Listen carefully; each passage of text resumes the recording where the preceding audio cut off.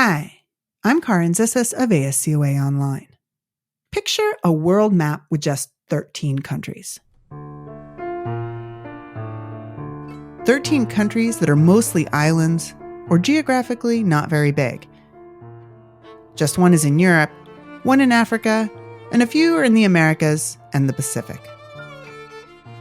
These are the official diplomatic allies of Taiwan, an East Asian island about the size of the Dominican Republic.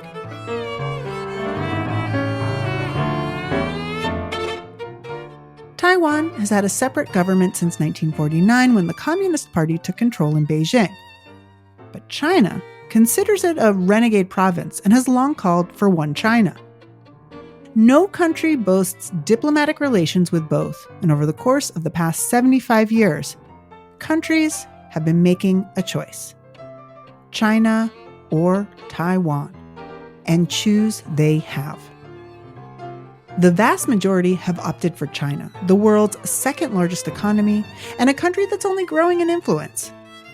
Taiwan, meanwhile, has seen its diplomatic friend list shrink. Since its democratically elected president Tsai Ing-wen took office in 2016, the country has lost 9 allies. But wait a second, this is Latin America in focus, not East Asia in focus. So why are we talking about this here? Well, the Americas has become an unlikely battleground in this tussle. With Chinese investment in Latin America reaching $130 billion between 2005 and 2020, the country has become South America's top trading partner. On the other hand, a majority of Taiwan's allies, 7 in total, are located in Latin America and the Caribbean. Taiwan's alliances in the hemisphere have an impact on its standing in the world order.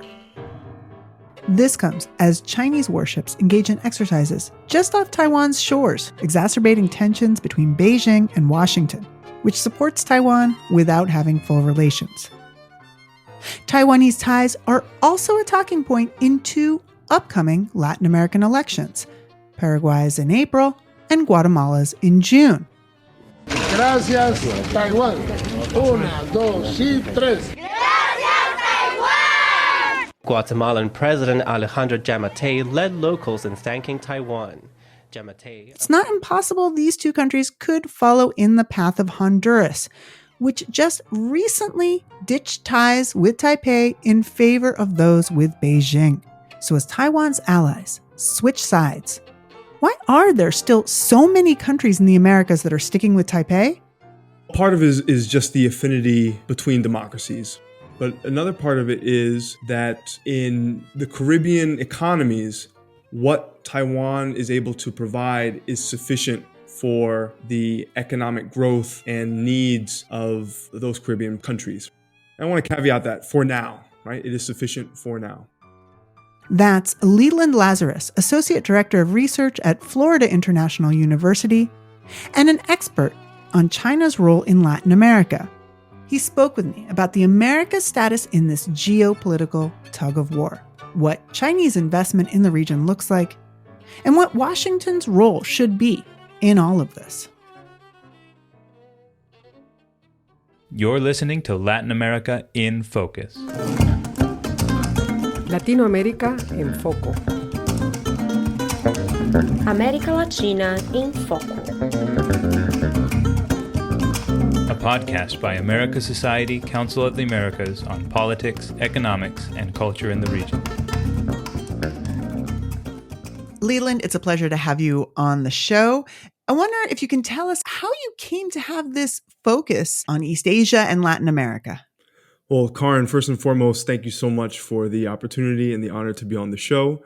I'll say that my fascination with China and Latin America actually started about 10 years ago when I was on the side of a dusty road in rural Panama.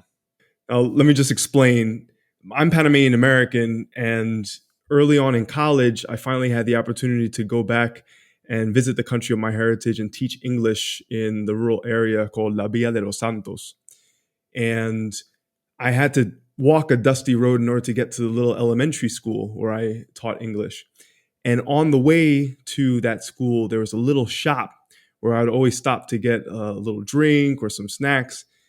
And that shop was owned by a Chinese woman and her 2 kids. And I was surprised. I was like, not in the city, but a rural area, there's Chinese presence. And I soon came to realize that actually Chinese families were owning these little shops, not just in the cities, not just in that town, but all throughout the country. And locals, to this day, you ask a Panamanian, everybody assumes that these small shops will be owned by Chinese families or Chinese businesses. And so from there, I got just extremely interested in the Chinese diaspora within Latin America and the Caribbean, did research on that, about China's growing influence in the region. I served at the embassy in Beijing and the U.S. consulate in Shenyang as a U.S. diplomat, and also in the Caribbean. And then most recently, I worked for the U.S. Southern Command as a special assistant and the speechwriter to the commander of U.S. Southern Command at this time where Southcom was trying to build out its counter-China strategy. And now I am at Florida International University leading some of our research on China-Latin America affairs and helping to teach the next generation of young people who are interested in this topic. Thank you very much for that, Leland. So let's turn to this episode's topic. In March, we saw Honduras switch diplomatic ties from Taiwan to China. And that leaves only 13 countries worldwide that still recognize Taiwan. And a surprising number of them, more than half, are located in Latin America and the Caribbean. Why is that the case? Why is the region a diplomatic battleground between China and Taiwan? Well, each country in the region has maintained relations with Taiwan for different reasons. But I think for the most part, it had to do with what they call dollar diplomacy for at least the first few decades. And I want to go back to Panama and use Panama as a case study. In 1980, Taiwan created a school called El Centro Cultural Chino Panameño, the China-Panama Cultural Center. And it was really cool to go there 10 years ago. I went there 10 years ago. And students spent a third of their day learning in Mandarin, a third learning in Spanish, a third learning in English, paid for by Taiwan. And I think the fact that it was created in 1980 is an example of how back then, what Taiwan was bringing to the table economically matched and surpassed what China could give to certain countries at that time. But of course, we know ever since China entered the WTO in 2001, even before that, when Deng Xiaoping did the opening up and reform, China's economy has really increased so much to the point where it's now the second largest economy in the world. And a lot of countries all over the world, including Latin American and Caribbean countries, see that as a huge opportunity. And it's specifically for that reason that, unfortunately, Taiwan's allies has been dwindling over the years.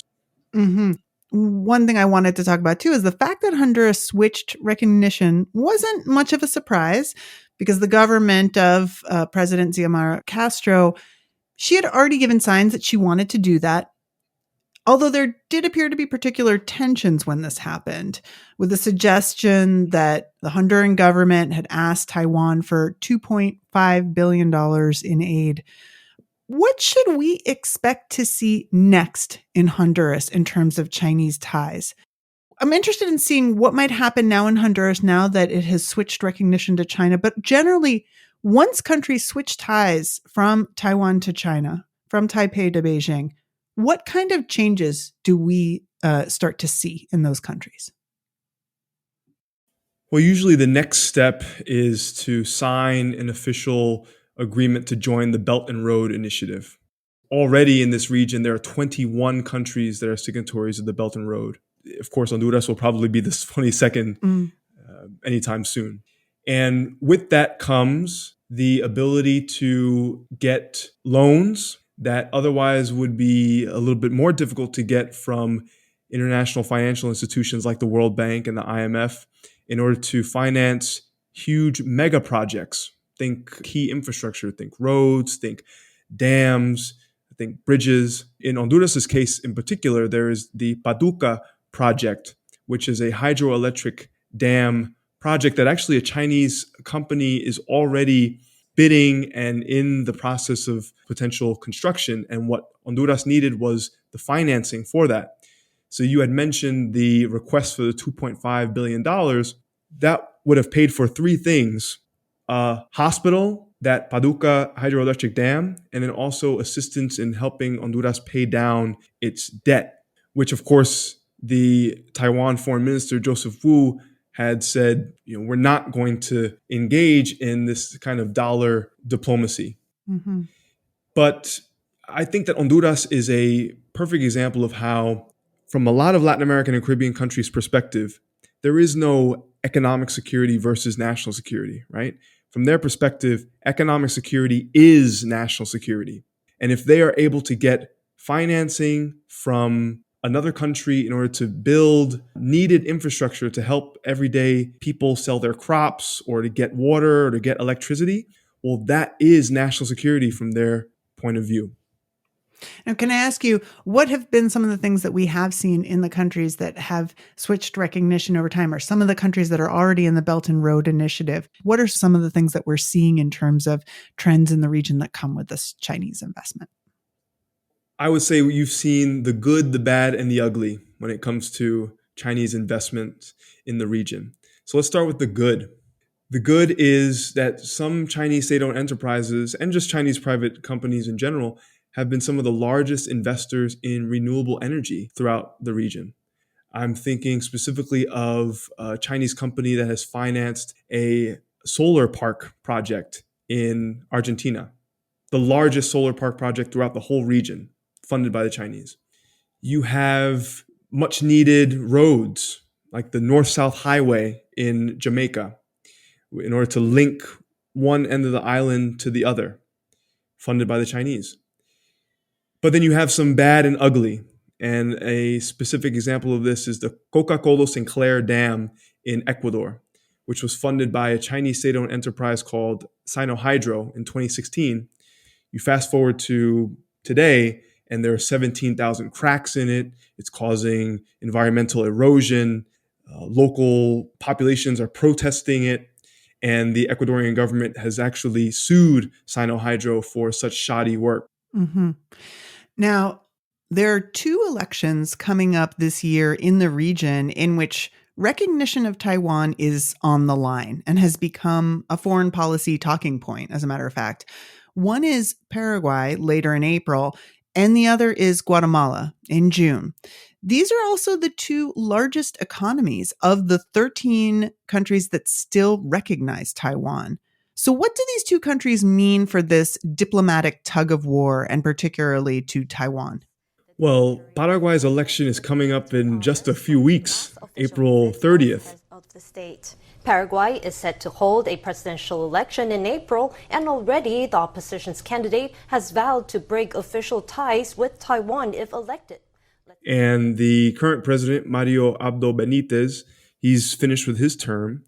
And the Colorado party is facing allegations of corruption. And so there's a very real possibility that this Colorado party that has been in power for quite some time will lose this election.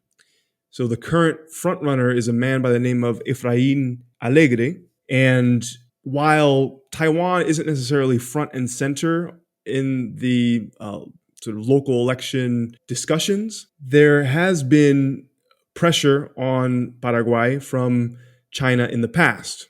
Most recently in 2021, when we were in the height of COVID-19 and Paraguay desperately needed vaccines, it was alleged that the Chinese government approached the Paraguayan government to say, hey, if you switch diplomatic recognition, we will provide vaccines for you. Now, ultimately, that did not happen, but it just shows the kind of pressure that the government was on. And domestically, I would say that the largest voice in Paraguay to switch diplomatic recognition are probably the agricultural producers who want to export soy and beef to the large Chinese market. But even if that does happen, those agricultural producers will probably face stiff competition from their much larger neighbors, right? Brazil and Argentina. to China's economy. And in the case of Guatemala? Guatemala's election is June 25th, and already there are over 20 presidential candidates in the race. And there's already allegations of, is there fraud? Is there corruption? The frontrunner right now is Zuri Rios, who's the daughter of a old Guatemalan dictator, Efraín Rios Montt. And the current president, Alejandro Yamatei, he's been dogged down with allegations of corruption and for going after those who've worked for the UN International Commission on Impunity in Guatemala.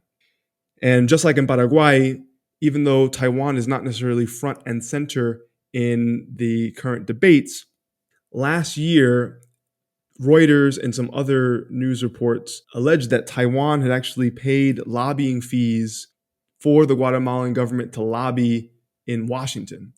So it's an odd news story that sort of shows the extent to which Taiwan takes in order to maintain its diplomatic recognitions with countries like Guatemala. And we also saw the president of Taiwan recently, after Honduras switched recognition, visiting Guatemala as well to sort of double down and try to demonstrate the close ties that these two countries have, right? Taiwanese President Tsai Ing-wen landed in one of the few countries in Latin America to still support her in a diplomatic battle with China for influence. If you look at the countries that still recognize Taiwan, Paraguay is the last country in South America to do so. And Guatemala is the last Central American country that recognizes Taiwan, with the exception of Belize. So these are the last two Spanish-speaking, Latin American countries in a way. And then what we have left are Caribbean countries. Is there some particular reason why we have these Caribbean countries that continue to recognize Taiwan, and how, from a Caribbean focus, we see this playing out? Well, part of it is just the affinity between democracies. But another part of it is that in the Caribbean economies, what Taiwan is able to provide is sufficient for the economic growth and needs of those Caribbean countries, right? So St. Lucia, St. Kitts and Nevis, St. Vincent, and the Grenadines. And I want to caveat that for now, right? It is sufficient for now. But I would like to share a story. I did serve at the U.S. Embassy for Barbados and the Eastern Caribbean as a Foreign Service Officer. I was the Deputy Public Affairs Officer. And I worked actually very closely with some of my Taiwan counterparts in St. Kitts and Nevis, St. Vincent and the Grenadines, and St. Lucia. And I'll never forget, during the pandemic, the U.S. was going to donate 10 ventilators to St. Kitts. And we found out that Taiwan was going to donate 4 ventilators. And so we actually worked together to organize a joint press conference to say it's the U.S. and Taiwan together donating 14 ventilators to the people of St. Kitts and Nevis. And I think that was a really powerful press conference because it showed two things. One is these are the direct benefit that the local people are getting from a partnership, an alliance with Taiwan, these life-saving ventilators. And two, it also showed publicly U.S. support for Taiwan. Taiwan really is a great partner for the 13 countries that are still diplomatic allies for Taiwan. To some degree, sometimes the United States has an issue with telling our story, right? But I think it shows the need for both Taiwan and the United States to really do a better job at telling the story and explaining the why of why it's so important to maintain those relationships. So in these countries in the Caribbean that still recognize Taiwan, given what you've laid out in terms of what Taiwan has focused on economically in those countries, what would be a way that those countries might actually switch recognition or be influenced to switch recognition to China? Well, one of the potential mechanisms is by a program called Citizenship by Investment. And so for listeners who might not know what that is, in the Caribbean, there are 5 countries that have this program, Citizenship by Investment, which is exactly what it sounds like. A wealthy individual can pay anything from $100,000 to $200,000 in order to get citizenship from a Caribbean country. And that provides all kinds of benefits. So, for example, Schengen visa, right? Visa-free travel, and other perks. The potential concern is that with an increase of wealthy Chinese individuals buying citizenship in certain countries like St. Lucia, St. Kitts and Nevis that are still Taiwan recognizers, and some of these wealthy individuals may have shady financial backgrounds, they may have direct or indirect connections to the Chinese Communist Party. It's not outside the realm of possibility that within maybe 5 years, 10 years or so, that those new citizens could exert political or economic pressure to have those countries switch diplomatic recognition. We have not seen that yet, but that vulnerability exists. One of the things that we've touched on a little bit is the U.S. role. And I wanted to talk to you about that because we've seen countries in the region switch recognition over the years, particularly in the past few years. We've talked a little bit about Panama. Panama switched recognition in 2017. Then El Salvador followed suit, as did Nicaragua. And around that time, some U.S. officials, including, Senator Marco Rubio, he suggested at that time that the U.S. should cut aid to countries that switch recognition. What has the U.S. been doing more recently in terms of playing a role in this battle between China and Taiwan for recognition in the region? And what do you think it should be doing? Well, first and foremost, trying to threaten countries by cutting aid if they switch diplomatic recognition, I feel like would be very, very hypocritical, right? Given the fact that we ourselves don't officially recognize Taiwan, but we still maintain a very robust relationship with Taiwan. And I think, President Biden says, it's not the example of our power, but the power of our example, right? And I think in this case, we should continue to show the power of our example in terms of our ironclad commitment to Taiwan.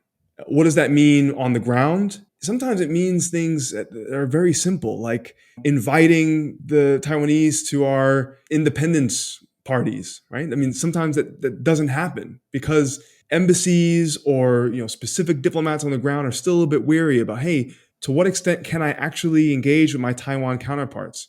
And if we are weary about that, imagine how our allies and partners feel on the ground about interacting with their Taiwan counterparts. So I think that's one, just being more clear about the terms of engagement and being more public about supporting Taiwan. Two, we can encourage countries who switch diplomatic recognition to still maintain unofficial relations with Taiwan, just like the United States does. Mm-hmm.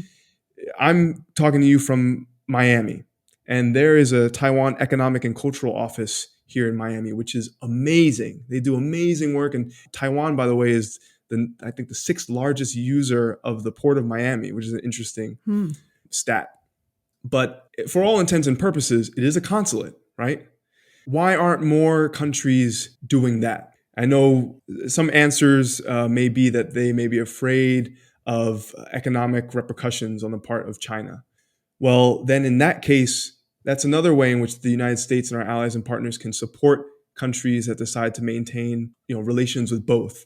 I immediately think of Lithuania as the most recent example, right? They set up a Taiwan Economic and Cultural Office. They suffered economic coercion on the part of China, but received economic support from their European partners and their US partners. Mm-hmm. I think we can do a lot more of that. We have just this month seen Chinese military action in Taiwan's waters. We've seen some concerns about how united Europe is in support of Taiwan. I'm curious, how do you see Taiwan's diplomatic relations in the Americas playing into this sort of struggle over maintaining ties in the Americas? How does that play into this larger geostrategic issue of a potential Chinese incursion into Taiwan? Certainly from Taiwan's perspective, the allies that remain, the 13 that remain, are still so important in advocating for Taiwan's participation in international organizations. That's huge, absolutely huge. But on the other hand, even if Taiwan doesn't have any more official allies, its unofficial allies, I would argue, are even more important, right? The United States, Japan, South Korea, European countries. And the US has really made a concerted effort over the past few years to make sure that our allies and partners are in lockstep in our ironclad support for Taiwan.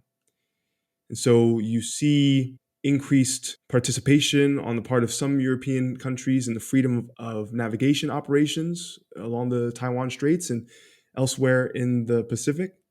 You have countries that are still maintaining a robust economic relationship with Taiwan. And I think more and more countries really recognize that if there is some sort of conflict over the Taiwan Strait, that would be absolutely catastrophic for the global economy. With those countries that have already switched recognition to China, what can Taiwan do? Are there examples in the region where Taiwan has maintained ties? I mean, we talked about things got a little bit tense in the case of Honduras. Are there examples? Would there be a case in Honduras where Taiwan could still maintain ties? Well, we started with Panama. I'll end with Panama. Panama, even though switched diplomatic relations from Taipei to Beijing, what I understand is that they still have a very robust trade relationship with Taiwan, and that there is still a Taiwan trade office in Panama. Mm-hmm. So I think that's a good example. I think much larger countries could consider doing the same, and the United States should support such initiatives. Great. Leland, as you pointed out, let's start and end with Panama. Thank you so much for joining me today. Carin, thank you so much. It's been such a pleasure to talk to you.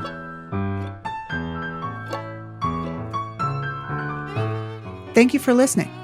I'm your host, Carin Zissis. This episode was produced by John Orbach, and our executive producer is Luisa Lemmy. You can find links to Leland Lazarus' work on Latin American Taiwanese relations in the podcast notes. The music in this podcast is El Choclo, performed by Sergio Reyes and Emilio Tuval for America Society. Check the podcast notes for links to the full video and find out about upcoming concerts at musicoftheamericas.org. We hope you enjoyed this episode. Help us spread the word. Write us a review, give us 5 stars, or subscribe at Apple, Spotify, or wherever you get your podcasts. And we'd love to get your feedback. You can message us on Twitter at ASCOA, or check the podcast notes for an email address where you can write us with comments, questions, and tell us what you'd like to hear about on the podcast. Thank you for listening.